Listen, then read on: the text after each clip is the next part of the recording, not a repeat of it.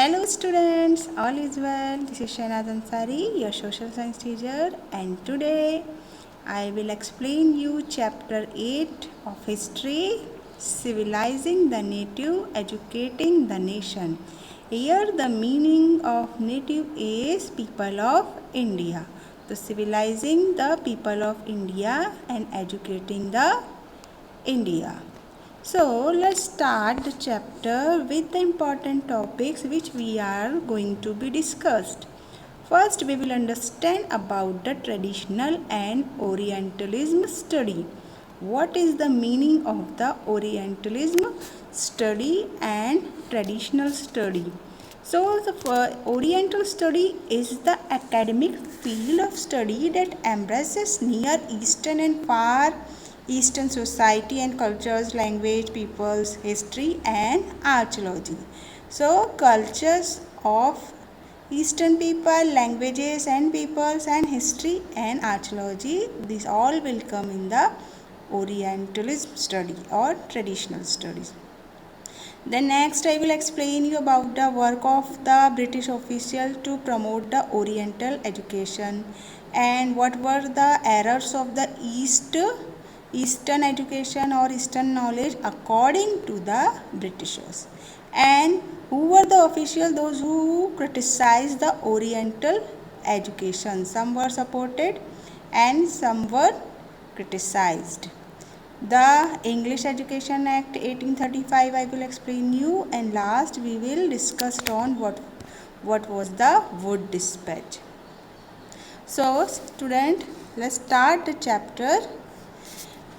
The Britishers had their own views about how Indians were to be educated, but some Indian leaders had their own ideas of how to improve education among the Indians. What the British thought about our education system and how the Indians reacted to the ideas of education which Britishers wanted to introduce.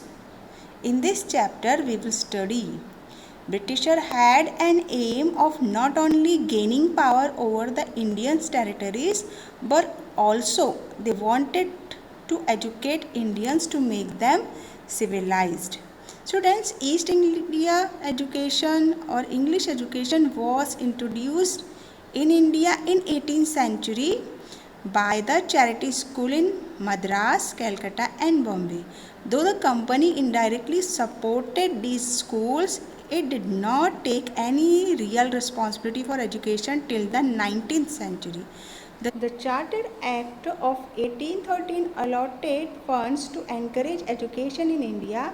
However, the nature of the medium of instructions was not satisfied. There arose a conflict among the officials of East India Company regarding the system of education that should be followed in India. One group of people believed that education should be given in the native languages like Sanskrit, Persian or Arabic by following the native customs and traditions. And this group called the Orientalist. This group called Orientalist, those who supported the education should be given in the native languages. This group was called Orientalists. The other group called the Englistics. Who were these Englistics? Those who believed that Western education should be imparted to people through English languages as the medium of instructions. So let's see who were the officials, those who supported the Orientalist or Oriental language, Oriental education.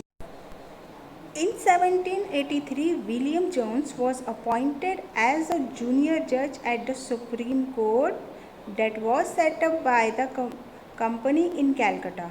Jones was not only a law expert but also a linguistic. He knew many languages like Greek, Latin, French and English in Calcutta. He began spending time with Pandit who taught him Sanskrit language, grammar and ancient texts on law, philosophy, politicals, arithmetic, medicines, etc.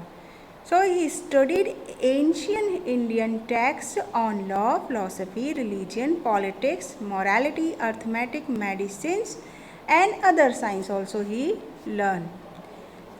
Many others Englishmen such as Henry Thomas Colebrooke and Nathaniel Halhed were also showing keen interest in ancient Indian heritage just like Jones. They were also translating Sanskrit and Persian work into English. Jones together with Colebrooke and Halhed formed the Asiatic Society of Bengal and also started a journal named Asiatic Research. Promote the Orientalism, these officials discovered many Indian texts, understood their meaning, translated them, found out the truth. Jones and Colebrooke had a deep respect for ancient culture of both India and the West. According to them, the Indian civilization had a glorious past which had subsequently declined. To understand India better, they decided to study the sacred and legal text of India. These texts could serve as the basic for the future development of India. So they decided to study ancient texts which would help Indians understand their lost glory and also help British to become the guardian of Indian culture as well as their masters. Many company officials supported this idea and also encouraged the building of institutions which promoted learning of ancient Indian texts. They also believed that the Hindus and Muslims should be taught those subjects that were familiar to them and not to unfamiliar subjects. With this objective, a madrasa was set up in Calcutta in the year 1781 for promoting the study of Arabic, Persian and Islamic law, and the Hindu college was set up in Banaras in the year 1791 after 10 years to promote or encourage the study of Sanskrit text. But some officials were not in favor of the Orientalists. They were their strong opponents. Many were very strong in their criticism of the Orientalists. They criticized the Orientalist education. From the early 19th century, many British officials began to criticize the Orientalist vision of learning. Many officials started criticizing the concept of teaching Indians the Sanskrit and the Arabic literature because they thought that the Eastern literature was not serious and full of flaws. Eastern knowledge was full of errors and unscientific according to Englistic group or Englistic official. They thought that it was just a waste of money, and many officials criticized Orientalism and Orientalist like James Mill and Thomas Babington Macaulay. These two were the strongest opponents, those who criticized the Orientalism or Orientalist. According to the James Mill, he declared that there should not be taught what the native wanted or what they respected. James Mill declared that British should make Indians familiar with the scientific and technical advances that the West had made and not the poetry and sacred literature. The aim of education was not to please anyone or just to win a place in their heart. So, Indians should be made familiar with the scientific or technical advances. Like James Mill, in the 1830s, the criticism against the Orientalists grew stronger. One such critic was Thomas Babington Macaulay. According to him, India was an uncivilized country and needed to be civilized. No branch of Eastern knowledge could be compared to what England had produced. Macaulay declared that who could deny a single shelf of good European library was worth the whole native literature of Indian and Arabia. He requested the British government to stop wasting money on Oriental learning. He asserted the need for teaching English to the Indian as this would enable them to read Western science, philosophy, and the finest literature of the world. Following Macaulay's suggestions, the English Education Act of 1835 was introduced. The decision of making English as medium of instruction of higher education was taken. The Sanskrit College and Calcutta Madrasa were seen as temple of darkness in order to stop the promotion of Oriental learnings. English textbooks were produced for schools. After that, they felt the need of education for the commerce.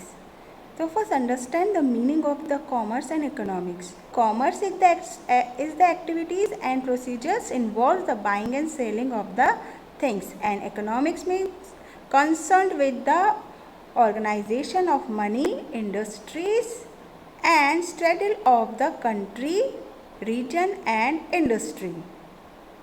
So these are the meaning of commerce and economics. In 1854, the Court of Directors of the East India Company in London sent an educational dispatch issued by Charles Wood. This was known as Wood's Dispatch, which was sent to the Governor General of India. This also emphasized on European learning and opposed Oriental learning.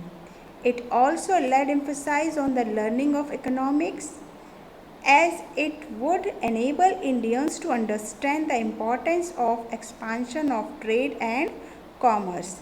This would lead to the development of our country resources. Introducing Indians to the Europeans' way of life would result in demand of the British good, as their tastes and preference would be changed.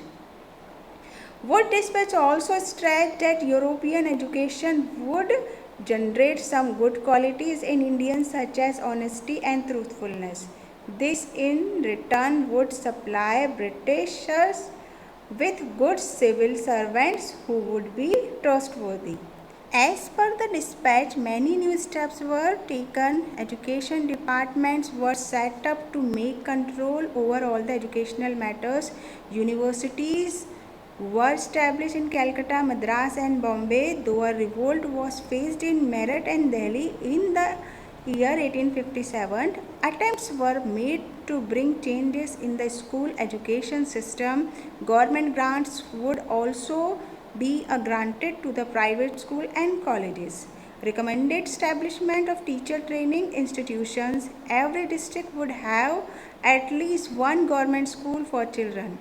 English would be a medium of teaching, and also local languages would be taught to the students at both schools and college level.